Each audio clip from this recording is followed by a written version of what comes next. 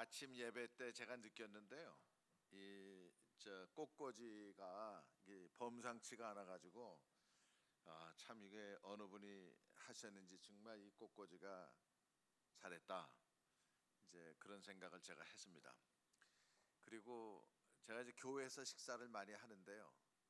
하여간 근래 들어서 우리 서문교회 와서 제일 대접을 잘 받은 것 같습니다.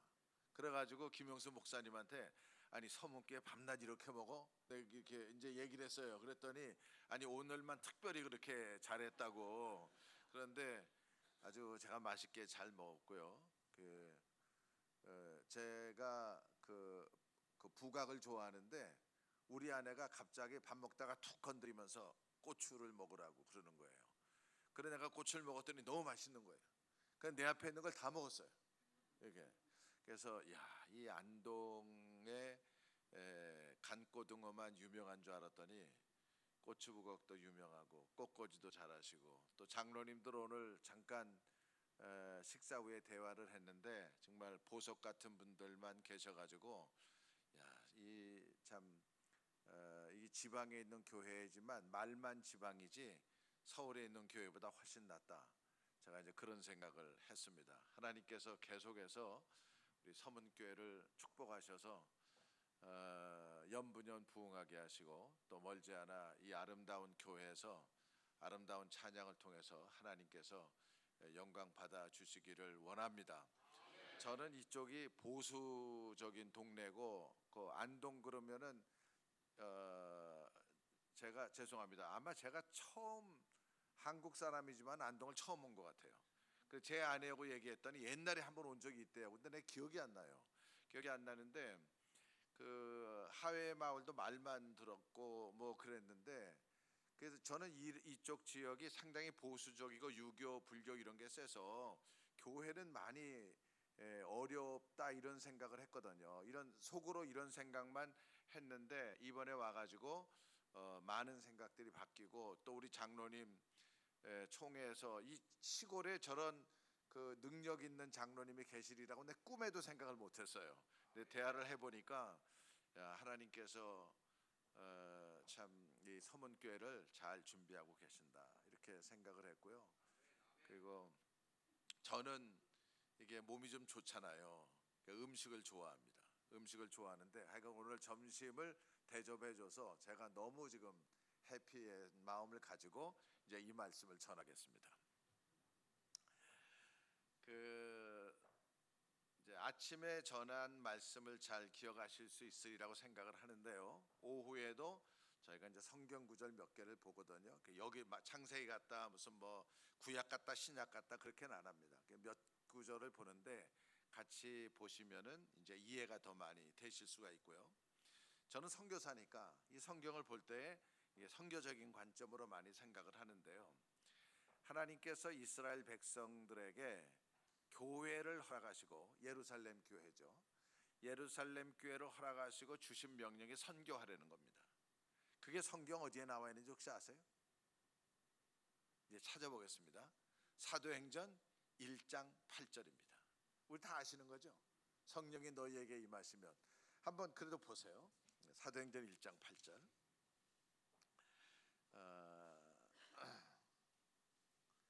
1장 8절 같이 한번 읽겠습니다. 그리고 제가 성경 구절을 안 줬는데 김영수 목사님이 아침에도 설교할 때 성경 구절을 다 띄웠대요. 그래서 제가 깜짝 놀랐어요. 아니 이렇게 순발력 있는 분이 지방에 있다니. 이건 서울에서도 지금 못하는 거거든요. 근데 정말 그것도 놀랄 일이고요. 그리고 저는 이 스크린이 LCD, LED에서 깜짝 놀랐어요. 왜냐하면 서울에 있는 교회도 LED를 못 바꿔요. 못 바꾸는데 처음에 못하면 이 돈 많이 들어가는 거거든요. 얼마인지 저는 잘 모르지만은 하여간 비싸다고 그러니까 내가 비싼 줄만 알고 있습니다. 근데 들어오자마자 LED가 딱 눈에 띄니까 이야 이거 이런 보수적인 동네 모던한 이런 게 다 있더니 아마 안동에 다른 교회도 이런 게 있나요, 장로님? 내 생각 없을 것 같아요. 이게 서울에도 그렇게 많이 없습니다. 서울에도 많이 없는데 하여간 너무 순발력이 있어가지고 성경을 같이 읽겠습니다. 시작. 오직 성령이 너에게 임하시면 너희가 권능을 받고 예루살렘과 온 유대와 사마리아와 땅 끝까지 이르러 내 증인이 되리라 하시니라. 여기에 보면은요, 너희가 권능을 받고 예루살렘과 유다와 사마리아는 이스라엘에 있는 동네 이름이지만은 땅 끝은 이스라엘을 건너가는 거거든요. 땅 끝은. 그러니까 하나님께서 예루살렘께 주신 것이 너희가 예루살렘과 유다와 사마리아, 이스라엘 안에 있는 이런 지역에도 복음을 전하지만은 땅 끝까지 가서 내 증인이 되라. 이거 선교하라는 얘기예요. 땅 끝에 가라는 얘기는요. 그러니까 예루살렘 교회의 사도행전 1장부터 선교에 대한 명령을 주신 거예요. 그리고 나서 이제 2장을 보시면은요, 하나님께서 예루살렘 교회를 선교할 수 있도록 그 강한 힘을 계속해서 부어주시는데 2장 1절부터 나오는 것이 오순절 성령의 역사입니다. 그게 뭐냐면 마가의 다락방에서 120명이 기도하다가 성령을 다 충만하게 받은 거예요. 예루살렘 교회 지도자 120명이 마가의 다락방에서 열흘 동안 기도하다가 예루살렘을 떠나지 말고 내가 너에게 약속한 것을 기다리라 그래가지고 기도하다가 성령의 은혜를 받았잖아요. 이게 뭐냐면 예루살렘 교회가 은혜 충만해져 가지고 땅 끝까지 이르러 내 증인이 되라고 하는 겁니다.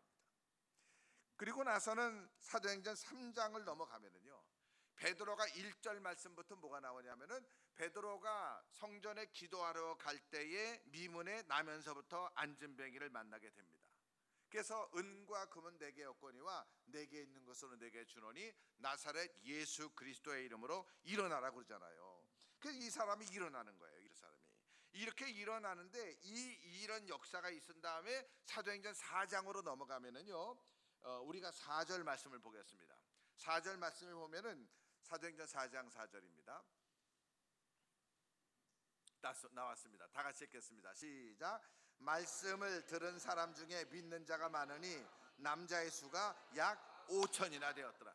이게 뭐냐면은 베드로가 성전 미문에 안전뱅이를 이렇게 세웠습니다. 나사렛 예수 그리스도의 이름으로 일어나니 일어나라. 이렇게 세운 다음에 설교한 거예요. 그리고 설교를 들은 사람들 중에 예수 믿기로 작정한 사람이 5천 명이 된 겁니다. 근데 이 5천 명은 남자만 5천 명이니까 부인 치고 애들 치면은 더 많은 거죠. 이게 사도행전 4장의 역사입니다. 그런데 사도행전 1장의 땅 끝까지 이르러 내 증인이 되라고 하신 주님의 말씀에 하나님이 힘을 팍팍 실어준 겁니다. 2장에도 실어주고 오순절 3장에도 실어주고 4장에도 실어줬는데도 이스라엘 예루살렘 교회가 선교를 하지 않은 거예요. 내부 문제만 충실한 거예요. 내부 문제만 충실하니까 사도행전 5장에 들어오니까 예루살렘 교회 내부에 분열이 있기 시작합니다. 그 분열이 첫 번째가 뭐냐면은 아나니아와 삽비라 사건입니다. 5장 1절 보실래요? 5장 1절을 보면은요, 아나니아라 하는 사람이 그의 아내 삽비라와 더불어 소유를 팔아 얼마를 감추고 사도들 앞에 헌금한 겁니다. 이건 누가 시킨 것도 아니거든요. 근데 아나니아 삽비라 사건을 통해 가지고 하나님의 공의는 나타났지만은 예루살렘 교회 안에 벌써 내부 분열이 시작한 거예요. 6장에 들어가면은 그게 더 구체적으로 이루어져 가지고 이 교회가 구제를 하는데 6장 1절입니다. 교회가 구제를 하는데 헬라파 유대인들이 자기의 과부들이 매일 구제에 빠짐으로 히브리파 사람을 원망하니 이제는 교회 안에 섬김과 봉사를 통해서 분열이 일어나기 시작을 하는 겁니다. 그러니까 하나님이 선교하라고 할 때에 열심히 하면 되는데 선교 열심히 하다가 부어주시고 축복해 주시고 은혜 주시고 은사 주시고 많이 주셨는데 안 하니까 교회 내부에서부터 분열이 일어나기 시작을 하는 거예요. 그래가지고 6장에 들어오니까 이제는 소위 말해가지고 히브리파 과부하고 헬라파 과부들이 너 봉사 왜 안 해 했어, 이게 복잡해진 거예요. 이렇게 되니까 결국은 7장에 가서 어떤 일이 생겨지냐면 스데반이 설교한 다음에 아침에 말씀을 드렸습니다. 사울에 의해서 죽잖아요. 사울에 의해서 스데반이 죽어요. 그리고 난 다음에 그것도 부족하니까 8장에 들어가 가지고 8장에요. 그 사울이 예루살렘 교회를 박해하잖아요. 8장 1절부터요. 사울이 그가 죽임당함을 마땅히 여기니라. 8장 2절 다 같이 1장 그날에부터 다 같이 읽겠습니다. 시작. 그날에 예루살렘에 있는 교회에 큰 박해가 있어 사도 외에는 다 유대와 사마리아 모든 땅으로 흩어지니라.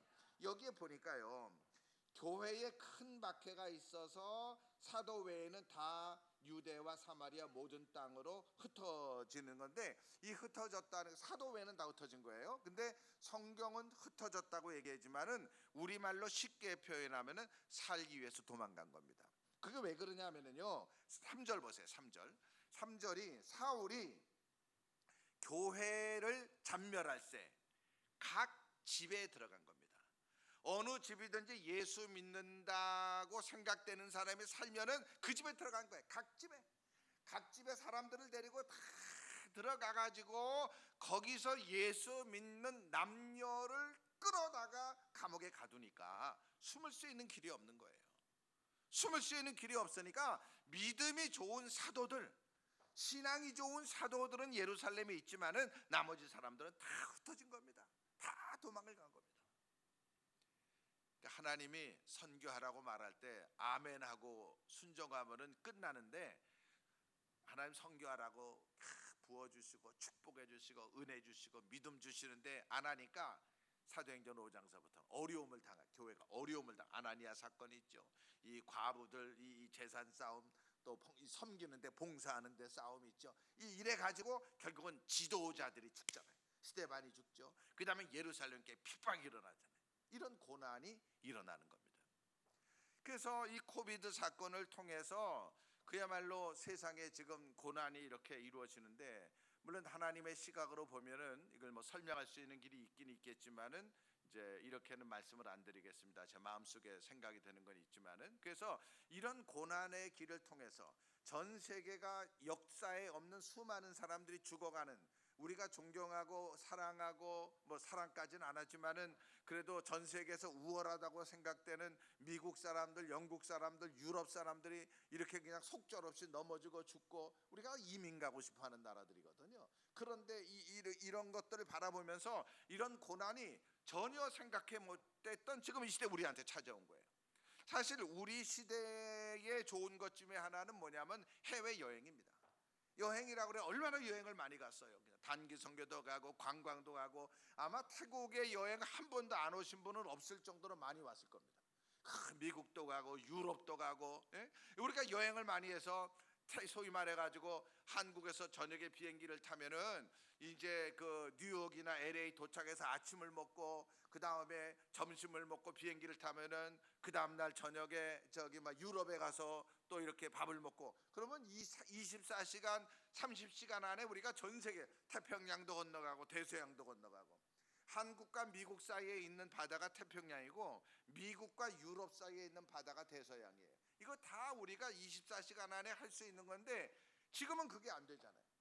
수출 많이 해야 된다고 얘기하는데 전 세계에서 쌀 수출 제일 많은 나라가 1등이 베트남, 2등이 태국, 3등이 미국인데 쌀 수출하지 마라. 우리나라 백성도 먹을 게 없으니까 수출하지 마라. 심지어는 마스크도 지금 수출을 못 하잖아요. 그러니까 과거에는 우리가 수출을 많이 해야 부자 된다 열심히 했는데 나라마다 수출을 다 막아버리니까 정말 전에 경험해 보지 못했던 그런 일을 우리가 지금 당하고 있는 거예요. 그리고 전 세계 크리스찬, 글로벌 크리스찬이라고 얘기를 하죠. 그런 그 세계적인 안목을 가진 사람들 선교지에도 나가고 여기도 가고 저기도 가고, 근데 이거 그걸 못하는 거예요. 제가 태국 선교사인데요, 4월 달에 한국에 와가지고 비행기가 없어가지고 지금 태국으로 못 돌아가고 있습니다. 근데 7월에는 돌아가야 되겠길래 이제 6월까지는 비행기가 없으니까 대한항공을 타고 왔는데 전화를 해서 7월 17일 날 제가 예약을 했습니다. 돌아가는 비행기로 예약을 했는데 아시아나가 캔슬되고 태국 타이항공이 없는 거예요. 그래서 염려가 돼가지고 대한항공으로 전화했더니 아직까지 캔슬은 안 되는데 캔슬될 염려가 있고 캔슬되면은 이제 문자를 보내주겠다고 이렇게 얘기를 하는 거예요. 그러면서 나한테 질문을 하냐면은, 그런데 태국 대사관에서 허락을 받으셨나요? 이러는 거예요. 그게 무슨 말이냐 했더니 지금은 태국을 들어가려고 하면은 대사관에 가서 허락을 받아야 비행기 좌석이 예약이 되는 거예요. 인터넷상에서 비행기 표를 팔지를 않아요. 인터넷상에서. 그러니까 대상안에서 허락받은 사람만이 그걸 가지고 예약을 할 수 있는 그런 거거든요. 근데 거기다가도 태국에 들어가려고 하면은 1억 원짜리 10만 불짜리 1억 원입니다. 한국 돈으로 1억 원짜리 보험을 들어야 돼요. 그게 무슨 말이냐면은 태국에 들어가서 병 걸리면 안 되니까 그 보험을 가지고 처리해야 되는 거. 지금 모든 나라가 문을 꽁꽁꽁꽁 닫아가는 그런 시대에 우리가 힘든 거죠.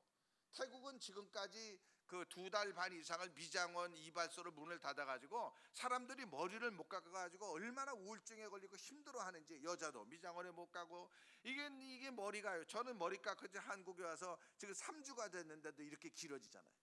그런데 2달 동안 머리를 못 깎는다고 생각해보세요. 여자들이 얼마나 힘들겠어요. 이게 앞으로 일어난 이런 일들이 계속 이루어질 수 있는 가능성이 있는 거거든요. 더군다나 나라가 문을 닫는 거예요. 나라가 문을 닫으려고 하면은 정치를 하면은 여당이 야당과 의논을 해야 되고 국민적인 합의가 이루어져야 되는데 그런 걸 안 하고 그냥 대통령이 하루아침에 결정해버려요. 문 닫는다 이러면 끝이에요. 이런 상황들이. 그리고 지금은 뭐 나라가 교회도 문 닫아라, 예배당 모이지 마라. 우리가 이런 비상한 시국에 지금 우리가 살고 있는 거예요. 이게 고난이잖아요. 하나님께서 이런 고난을 통해서 우리에게 주시려고 하는 것이 뭔가 하는 것을 오늘 말씀을 통해서 살펴보자는 거거든요. 그래서 이 성경 말씀을 보면은 사도행전에 계속해서 고난이 이렇게 이루어지고 있는 거예요. 그래서 8장에 와가지고 예루살렘께 핍박이 있어가지고 이 사람들이 다 지금 흩어졌잖아요. 도망갔는데 이 흩어진 사람들 중에서 이제 사도행전 11장으로 오겠습니다. 사도행전 11장을 오셔서 이제 몇 절 보냐면 19절을 한번 보겠습니다. 사도행전 11장 19절 말씀이요. 사도행전 11장 19절 말씀을 다 같이 한번 읽겠습니다. 시작. 그때에 스데반의 일로 일어난 환난으로 말미암아 흩어진 자들이, 여기까지입니다. 그러니까 여기 지금 안디옥에 온 사람들인데요. 안디옥에 온 사람들인데 이 사람들이 어디서 왔냐 하면은 예루살렘에서 온 사람들이에요. 그래서 성경에 뭐라고 그랬는 거 아니? 그때의 스데반의 일로 일어난 환난으로 말미암아. 요거 예수 믿는 사람을 다 죽이는 그 환난입니다. 그 환난으로 말미암아 흩어진 사람들이 베니게와 구브로와 안디옥까지 이르는 것입니다. 그 사람들이요. 근데 이 안디옥까지 이르는 사람들이 누구에게 복음을 전해요? 누구에게? 유대인에게 복음을 전해요. 그러면 이제 그 다음 절 한번 또 읽어보겠습니다. 20절 말씀입니다. 다 같이 시작. 그 중에 구브로와 구레네 몇 사람이 안디옥에 이르러 헬라인에게도 말하여 주 예수를 전파하니. 여기 온 사람들은 누구에게 복음을 전했어요? 헬라인에게 복음을 전한 거예요. 헬라인은 요즘 말로 얘기하면 그리스 사람들입니다. 그리스 사람들. 그러니까 19절에 있는 말씀은 유대인이 19절과 20절을 같이 띄워줄 수 있나요? 19절과 20절을? 어려워요? 그럼 19절을 다시 한번 띄워주세요. 19절을 보면은 유대인에게만 말씀을 전하는데 19절에는요. 그러니까 유대인이 유대인에게 말씀을 전한 겁니다. 19절은요. 유대인이 유대인에게. 20절 말씀이요.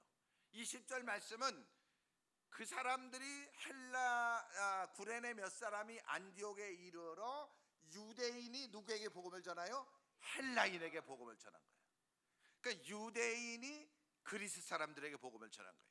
유대인이 다른 나라 사람들에게 복음을 전한 거예요. 그러니까 유대인이 유대인에게 복음을 전한 거를 우리가 쉬운 말로 전도라고 한다고 하면은 유대인이 그리스 사람들, 다른 나라 사람들에게 복음을 전한 거를 우리가 선교라고 말을 하는 겁니다. 그래서 하나님께서 예루살렘 교회에 핍박을 주셨지만 선교하라고 하신 거거든요. 사도행전 1장 8절. 땅 끝까지 이르러 내 증인이 되라. 이렇게 말씀을 하셨는데 그거 안 하시니까 예루살렘 교회가 핍박을 당하게 되고 예루살렘 사람들이 흩어지게 되고 그 흩어진 몇 사람들이 안디옥에 와서 어떤 사람은 유대인에게 복음을 전했지만 어떤 사람은 헬라인에게 복음을 선교했다 이 말이죠. 질문 하나 하겠습니다. 그러면은 교회 역사상 교회 중에서 제일 먼저 선교사를 파송한 교회가 어느 교회인지 아세요? 어느 교회인지 아세요? 그거 모르세요? 어느 교회예요? 안디옥 교회입니다.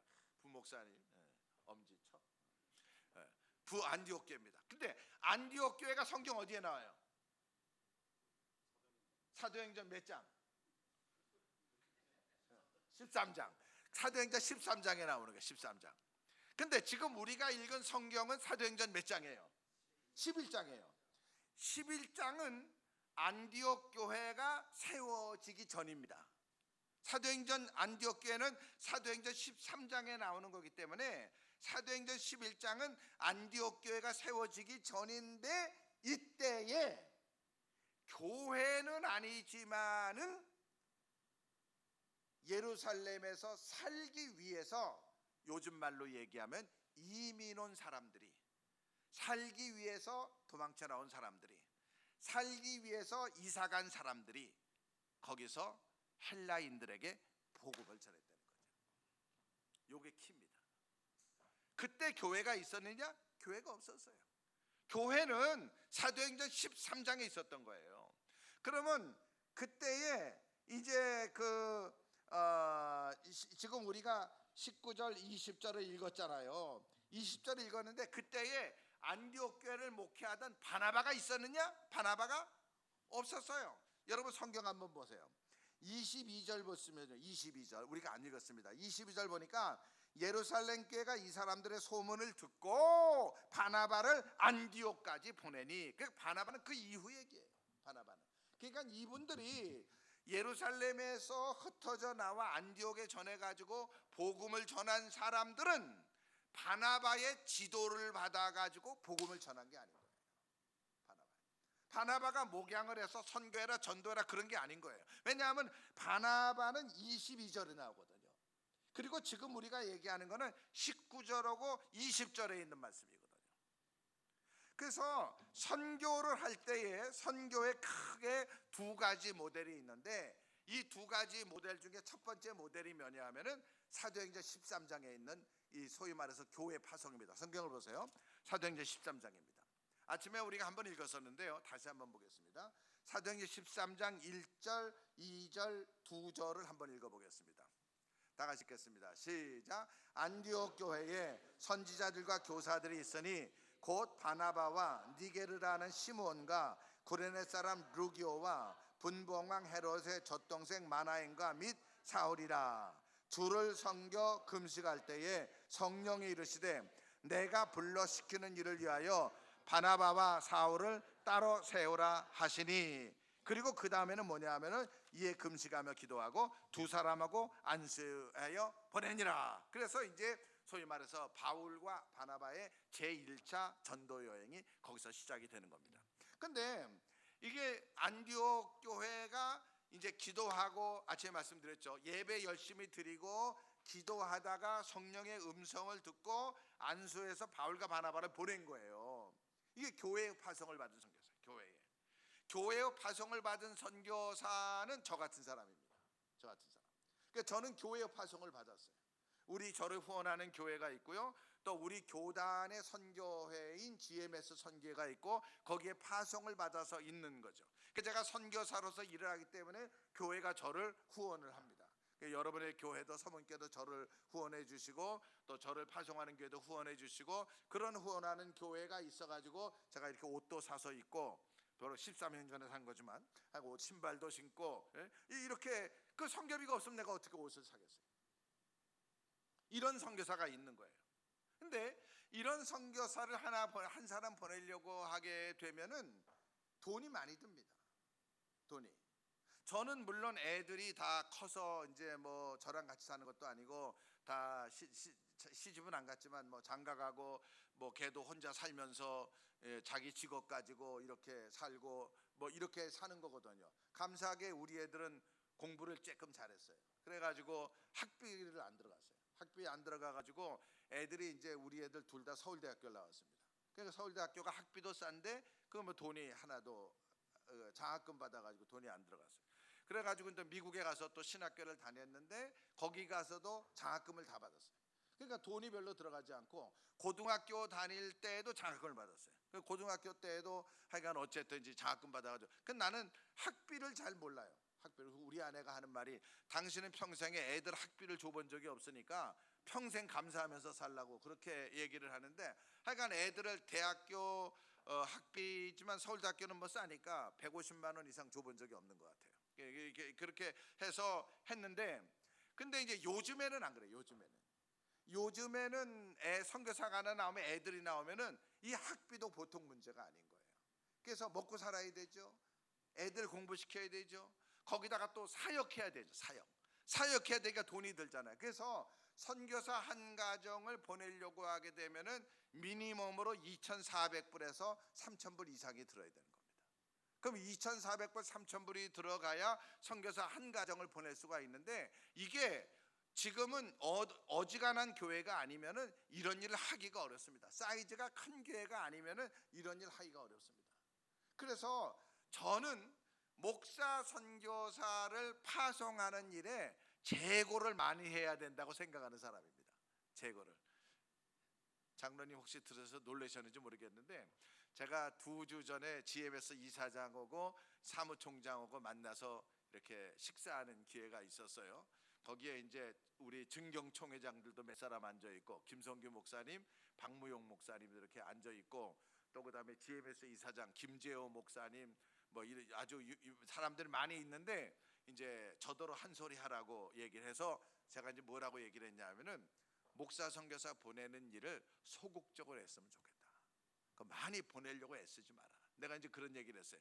그 지금 보내는 일을 소극적으로 하는 게 선교를 잘하는 거다. 그래서 여러분들 교회가 목사 선교사 파송 안 해도 괜찮습니다. 제가 오늘 복음을 들려주는데요, 이 교회가 파송을 하게 되면은 선교사 한 사람의 엄청난 고비용이 들어가는 겁니다. 근데 과거에 저희들은 그렇게 했었죠. 저는 우리 교단의 100번째 선교사입니다. 지금 33년 됐고요. 그래 횟수로는 34년 됐거든요. 그러니까 하는데, 이 교회 파송 선교사가 교회에서 자라가지고 나서 훈련 받아가지고 이렇게 나가는 건데, 이게 이제 바울과 바나바와 같은 선교사, 강대영 같은 선교사, 또 여러분들의 교회가 후원하고 있는 이제 그 성봉환 목사님, 이재환 목사님, 이런 사람들이 다 교회가 파송한 선교사인데 전부 다 고비용의 선교사입니다. 그러나 오늘 성경이 또 하나의 다른 선교 방법을 가르쳐주고 있습니다. 또 하나의 다른, 모든 선교사가 교회 파송을 받아야 되느냐, 그게 아니라는 거죠. 교회 파송을 안 받고 교회가 후원을 많이 하지 않아도 선교하는 또 하나의 모델을 보여주고 있는 거예요. 그게 바로 사도행전 11장 19절과 20절에 있는 말씀입니다. 다시 한번 20절을 보겠습니다. 사도행전 11장 20절이요. 근데 이 20절에 보면은요, 20절에 그 중에 이 말은 무슨 말이냐 하면은 19절에 스데반의 일로 일어난 환난으로 말미암아 흩어진 자들, 요걸 얘기하는 겁니다. 그 중에 도망쳐 나온 사람들, 그 중에 구레네와 구브로의 몇 사람이 안디옥에 이르러 헬라인에게 복음을 전했다는 거죠. 이 사람들은 목사가 아닌 거예요. 이 사람들은 믿음이 좋은 사람들이 아닌 거예요. 왜 그런지 아세요? 사도행전 8장 1절에 나왔잖아요. 사도 외에는 다 흩어지니라. 믿음이 좋은 사람은 예루살렘에 끝까지 있었어요. 믿음이 좋은 사람은. 그러나 믿음이 약한 사람들이기 때문에 그 사람들이 예루살렘을 뒤로하고 다 흩어져서 다 이렇게 자기 살려고, 우리말로 얘기하면 이민을 가고 이사를 가고 이렇게 다 떠난 거예요. 다 자기 고향을 떠나서 간 거예요. 그 자기 고향을 떠나서 간 사람들이 안디옥에 이르러 가지고 누가 시키지도 않았는데, 어떤 유대인은 유대인에게 복음을 전하고 어떤 유대인은 헬라인에게 복음을 전했다 이 말이에요. 근데 여기 그 헬라인이 헬라인에게 복음을 전했는데, 성경을 보세요. 19절 말씀을 보면은요, 유대인이 유대인에게만 말씀을 전했습니다. 유대인에게만. 근데 20절 말씀 보세요. 안디옥에 이르러 헬라인에게도 주 예수를 전파하니, 이런 말이 있어요. 근데 이 주라고 하는 말은요, 주 예수, 이 주라고 하는 말이 이게 이게 이제 그 그리스 말 영어로 얘기하면 더 로드 이런 말인데요. 그리스 말로는 이게 이제 큐리오스라는 얘기입니다. 근데 그게 주인데 그리스의 유명한 게 뭐냐면 문화하고 철학이 유명한데 그리스의 신이 많아요. 신. 바카스 신, 무슨 아폴로 신, 뭐 제우스 신, 이 신들이 많잖아요. 이게 다 그리스의 신화입니다. 전부 다. 그러니까 그리스 사람들이 하나님 그런 모르지만 이게 주라는 말이 들어가게 되면은 주 하나님 그러면은 이 신 중에 하나라고 하는 걸 이해할 수 있는 거예요. 왜? 이게 문화니까. 그래서 예수를 전파할 때 그냥 예수를 전파한 것이 아니고 그리스의 신 주 예수를 전파하니. 그러니까 문화적인 이해를 가지고 이 유대인들이 그리스 사람들에게 복음을 전한 거예요. 내가 문화 얘기하니까 이게 얼마나 중요한가 얘기를 들었는데요. 오늘 여기 이제 우리 태국 사람 한 사람 있잖아요. 그 태국 사람 한 사람 있는데 그 형제하고 이렇게 대화를 이렇게 하는 가운데 오늘 제 아내가 와서 나도 좀 대화를 좀 해보려고 그랬는데 제 아내가 대화를 했는데 한 가지 아는 게 있어요. 이 두 사람이 결혼하려고 하는 것 같아요. 그런 거 아세요? 결혼하려고 하는 거? 아세요? 네. 근데 결혼을 할 때의 풍습이 태국과 한국이 다릅니다. 한국은 결혼할 때에 여자가 신랑 부모들한테 뭐 선물을 다 해야 되잖아요. 뭐 사줘야 되잖아. 뭐 이불을 사주든가 시계를 사주든가 뭐 옷을 하나씩 맞춰주든가 그 신부집이 이걸 다 해야 되는 거잖아요. 근데 태국은 결혼하려고 그러면은 신부가 아니고 남자가 여태까지 신부 부모님이 신부를 잘 키워줬다고 해서 돈을 갖다 줘야 됩니다. 그러니까 지금 이 자매는 내가 왜 신랑 가족들한테 선물을 줘야 되지 이해를 못하는 거예요. 네. 그리고 이제 대화를 해보니까 오늘 오후에 한 거예요. 신랑은 돈을 줘야 된다는 것까지는 아는데 목돈이 없으니까 월부로 주면 되겠지 이렇게 생각한다는 거예요. 이거는 월부 개념이 아닌 겁니다. 그냥 돈을 주고 신부인데 태국에는 신부 부모가 돈을 많이 받을수록 나를 존중하는구나 이렇게 생각을 하는 거거든요. 그러니까 이제 다른 얘기는 아니고 요 하나만 놓고 보더라도 신부가 그런다는 거예요. 그분이 프런피시라고 하는 그분이 내가 왜 선물을 사줘야 되는지 이해가 안 된다. 그게 그 말이 되냐? 그 태국식으로는 말이 안 되는 거예요. 어떻게 이러는 거예요. 또 신랑은 신분의 집 부모님에게 돈을 줘야 된다고 하는데 뭐 돈이 없으면 월부를 하지 뭐 이것도 말이 안 되는 거예요. 이게 문화라는 거예요. 문화의 차이점 이러네요. 그래서 태국에 가면은 우리 한국 문화를 가지고 태국 사람에게 복음을 전할 수는 없거든요. 복음은 똑같은 거지만 이 복음을 젓가락으로 찍어 먹겠냐 상추로 싸 먹겠냐 국에다가 밥 말아 먹겠냐 어쨌든지 이걸 먹을 수 있도록 형태를 갖춰줘야 되는 거잖아요. 이게 문화예요. 문화. 그래서 예수 그리스도를 어떻게 하면 이들에게 전할 수 있을까? 이 사람들이 원하는 방법이 뭘까? 이 사람들이 글을 아나 글을 모르나? 그러면은 글을 알면은 성경을 번역해서 하는데 글을 모르면은 말을 통해서 구전을 통해 가지고 이걸 또 해야 이 방법이 이런 게 문화인 거거든요. 여기에 그 유대인들이 안디옥에 도착해서 유대인에게 복음을 전할 때는 복음을 전한 게 똑같은 문화니까. 그러나 헬라 사람들, 그리스 사람들에게 복음을 전할 때는 그리스 사람들의 문화를 이용해서 주 예수를 전하게 된 것입니다. 근데 제가 오늘 전하려고 하는 것이 사도행전 11장 20절에 있는 내용인데요. 여기에 유대인들이 헬라인에게 복음을 전한 걸 선교라고 그랬잖아요. 그럼 이 사람들이 선교사입니까? 권사님, 선교사예요? 선교사 아니잖아요.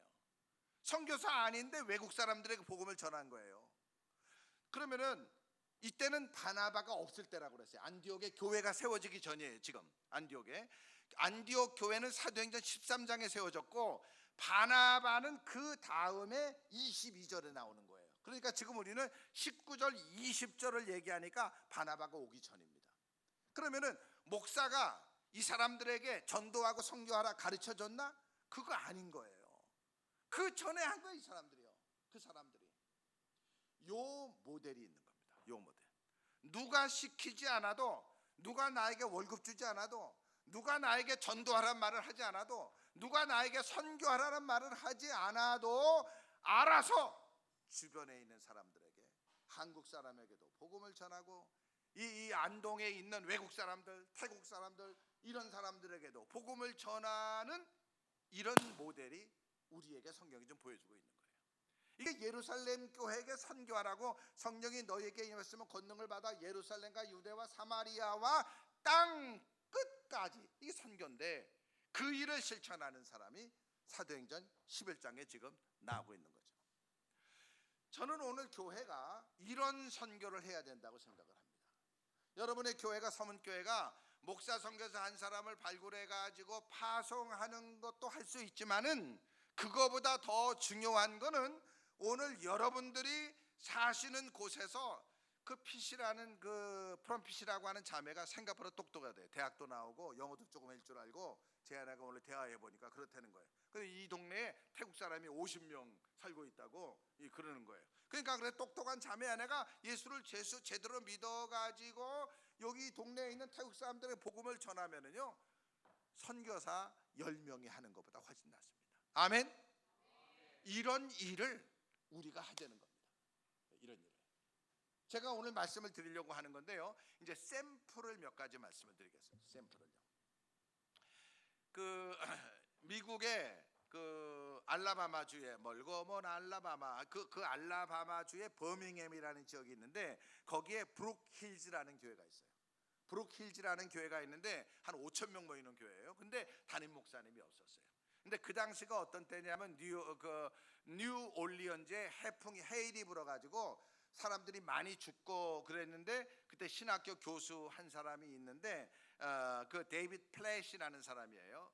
근데 이 사람이 신학교도 문 닫고 교회도 신학교 교수니까 자기가 다니는 교회도 물에 잠겨가지고 자기 집도 물에 잠기고 그랬어요. 아무것도 못 하고 있는데 이 알라바마에 있는 브룩힐즈라고 하는 교회가 담임 목사가 사임을 해서 새로운 담임 목사를 찾기 전까지 설교 목사를 요청하는 건데 신학교 교수 가운데 똘똘하다고 생각하니까 이 사람이 와서 우리 교회 설교를 좀 해주세요. 담임 목사를 구할 때까지. 이래가지고 이 사람이 설교하러 간 거예요.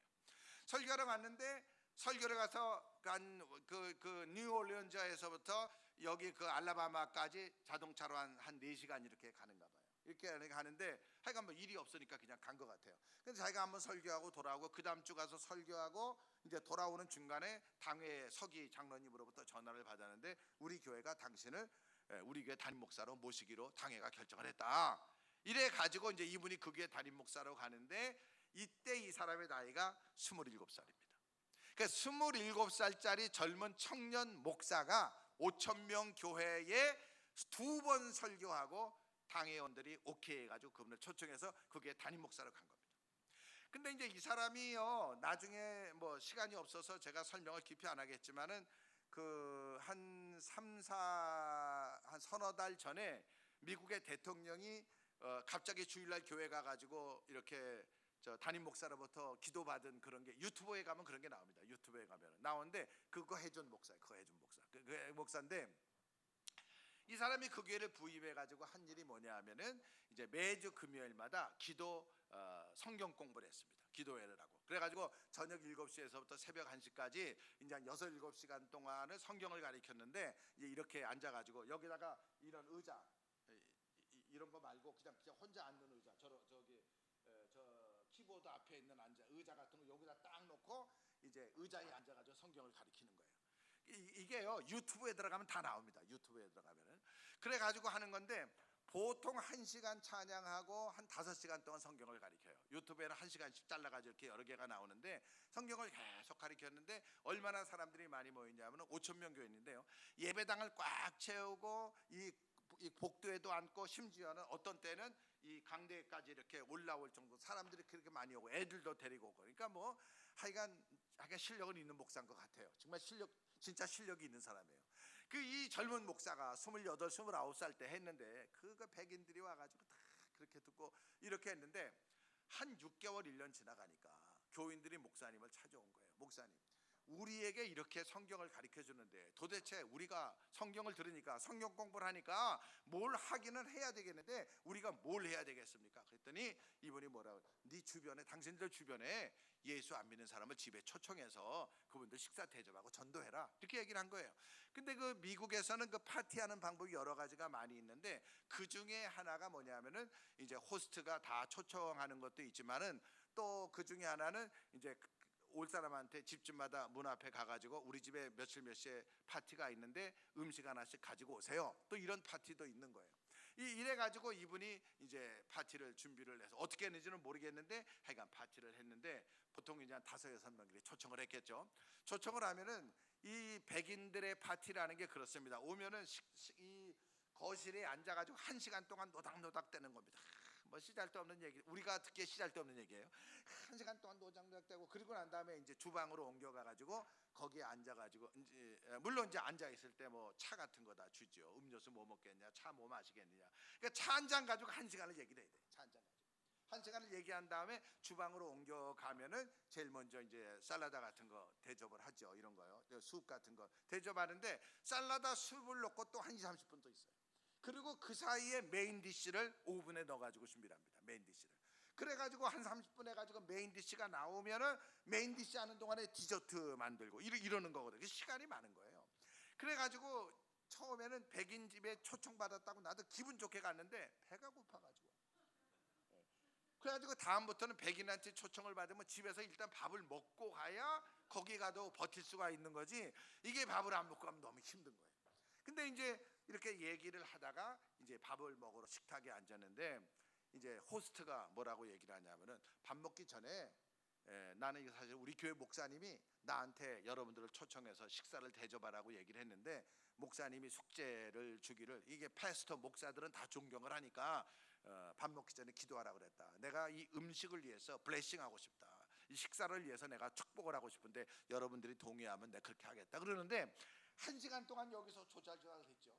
그리고 난 다음에 와가지고 지금 기분 좋은 얼굴로 밥 먹기 전에 블레싱하는 건데, 즉 예수 믿으라고 하는 것도 아니고 음식을 블레싱하고 축복하면서 밥 먹겠다고 하는데, 백인들은, 미국 사람들은 기본적으로 기도가 뭔지를 아니까 그거 음식 앞에 놓고 하라고 그러지 나 기도하기 싫어서 갈게 이러는 사람은 없거든요. 기도하라고 그러는 거예요. 간단하게 하나님 아버지 이 음식을 주셔서 감사합니다.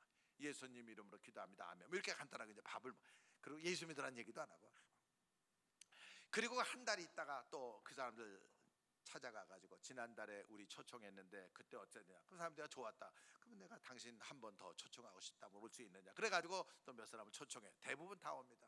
그 사람들이 와가지고 또 조잘조잘 되고, 그 다음에 식탁에 가서 얘기하는데 이제 호스트가 뭐라고 얘기를 하냐. 초청한 가정에 이제 그분이 우리가 목사님이 내가 이걸 보고를 했더니 당신들을 초청해서 대접을 하면서 성경 한 구절을 읽어주라고 그랬다. 혹시 내가 성경 한 구절을 읽어줘도 되겠냐고. 근데 이게 설교하겠다는 것도 아니고 지난번에 기도도 하고 지금 뭐 안면도 트고 이런 상태인데 성경 한 구절을 무슨 뭐 설교하겠다는 것도 아닌데 그러니까 하라고 그러죠. 성경 한 구절 두 구절 딱 읽고 그리고 기도는 지난번에 했잖아요. 성경 읽고 기도하고 밥을 먹는 거예요. 그리고 난 다음에 예수 믿으라는 얘기 안 하고 이렇게 했죠.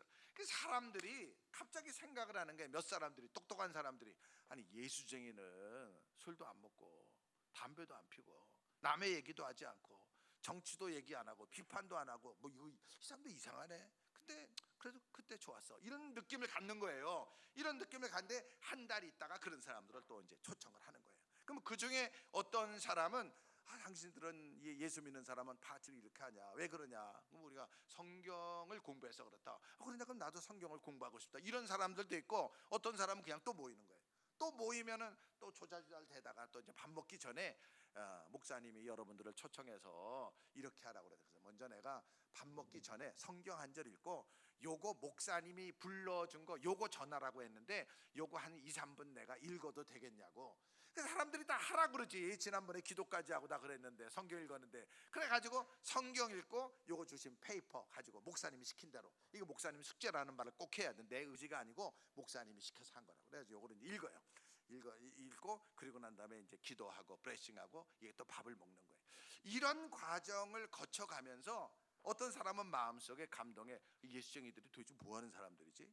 이런 것도 있고, 어떤 사람은 나 성경 좀 공부하고 싶다, 나 그런 이런 펠로우십에 나 들어가고 싶다. 사람들은요 뭔가 이 펠로우십 커뮤니티 어떤 모임에 들어가기를 원하는 그런 게 다 있는 거예요. 그래서 그런 나 모임에 들어가고 싶다, 이렇게 해가지고 전도를 하는 거예요. 전도를 해가지고 이게 매달 이제 사람들을 바꿔가면서 초청을 하는 건데, 한 1년 지나니까 자기 동네에 더 이상 이렇게 전도할 사람이 없는 거예요. 그러니까 목사님 이제는 내가 1년 이상을 했는데 더 이상 전도할 사람이 없습니다. 그랬더니 뭐라 그러냐면, 그러면은 아시아 사람들이 사는 곳으로 이사가라, 슬럼가로 이사가라, 가난한 사람들이 사는 곳으로 이사가세요. 그래가지고 그 일을 또 하세요. 그래가지고 이 백인들이 집을 팔아가지고 가난한 사람들이 사는 지역 슬럼 지역으로 이사를 가지고 살면서 그 사람들 또 초청하는 거예요. 그 가난한 사람들이 백인들이 부자들이 초청해가지고 가면은 이 사람들이 얼마나 기분이 좋겠어요. 똑같은 일을 반복해서 또 1년 지나면은 더 이상 전도할 사람이 없는 거예요. 그 목사님 이제 우리가 더 이상 전도할 사람이 없어요. 그러니까 목사님은 그 이사 가라. 어디로? 다른 나라로. 그래가지고 이 사람들이요 태국으로, 인도네시아로, 일본으로, 과테말라로, 케냐로, 나이로, 이 다른 나라로 이사를 가는 거예요. 물론 갈 때 이분들이 다 자기 직업을 찾아서 가는 거죠. 이런 사람들이 있더라고요. 이런 사람들. 제가 1990년에 캄보디아를 갔는데요. 90년에 캄보디아를 갔는데, 캄보디아에 가니까 월드 컨선이라는 단체에 일하는 사람들이요 전부 이런 사람들이에요. 전부 이런 사람들이에요. 이 사람들이 교회의 후원을 받고 있지 않은데 월드 컨선에서 있으면서 전부 다 그 회사에서 돈을 받으면서 거기서 그 나라를 위해서 복음을 전하며 그 NGO와 같은 그런 일들 하는 것을, 제가 이들은 선교사가 아닌 거예요. 선교사가 아닌데 어디 가든지 간에 그런 삶들을 계속 살아가는 거죠. 우리 태국에 김인종이라는 형제가 있는데, 이 김인종이라는 형제는 아사연합시대학을 졸업하고 이제 태국에 와서 지금 비즈니스를 하는데, 태국의 싼 거를 한국으로 수출을 하고 한국의 싼 거를 수입해 가지고 파는 그런 사람이에요. 근데 지금 한 10몇 년 됐는데 와서 집도 사고 차도 사고 애들 공부도 시키고 잘하고 있어요. 그리고 주일날은 태국에 가서 봉사하고 있고, 태국어를 할 줄 아니까. 제가 얘기하는 건 이런 사람들을 얘기를 하는 겁니다. 태국 사람 가운데 쿤에이라고 있는데, 이 사람은 경찰관이에요. 경찰관인데 그 중국에서 태국의 경찰관 가운데 한 사람을 뽑아가지고 훈련시켜주는 프로젝트에 이 사람이 거기에 뽑혀서 중국을 가게 됐어요. 중국의 경찰대학에서 그거를 하는데 월급을 태국에서 받고 중국에서도 받고 이래가지고 거기서 했는데 3년이 기한이라 이분이 이제 거기서 끝난 다음에 다시 태국으로 돌아가야 되는데 어떻게 해가지고 해서 3년을 더 있게 됐어요. 3년을 더 해서 6년을 있으니까 이제는 반드시 돌아와야 되는데, 그 6년 있는 동안에 이 태국 사람의 눈에 뭐가 보였냐 하면은 중국에 있는 이슬람 무슬림들이 그 사람들에 대한 애틋한 정을 느끼게 됐어요. 그래가지고 이 사람이 그 태국으로 돌아오게 되면은 엘리트 경찰이거든요. 여자인데 대학원까지 나온 아주 엘리트 경찰인데, 그 중국에서 태국 대표로 6년 동안 교육을 받고 계급도 올라가고, 근데 이걸 다 포기한 거예요. 포기하고 나는 중국에 남겠다. 이래가지고 이 사람이 중국에 남아가지고 뭐를 할까 살펴보니까 이제 그 시안이라는 곳의 대학에서 태국어를 가르칠 수 있는 교수를 찾는다고 그래가지고 거기 어플라이 해가지고 거기 선생으로 갔어요. 그래가지고 그 시안에 있는 중국 국립대학에 선생을 하면서 월급을 받는 거 한 1,500불쯤 월급을 받는 것 같아요. 월급을 받아가지고 거기서 살면서 이분이 무슨 일을 하냐면은 이제 이슬람을 섬기는 그 가정을 한 20km 떨어진 곳을 매달 방문하고 또 만나서 밥 먹고 뭐 이런 일을 지금 계속하는 거예요.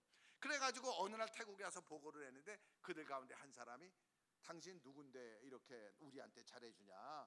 나 예수 믿는 사람. 예수 전도를 못하니까 삶으로 보여줘야 되는 거예요.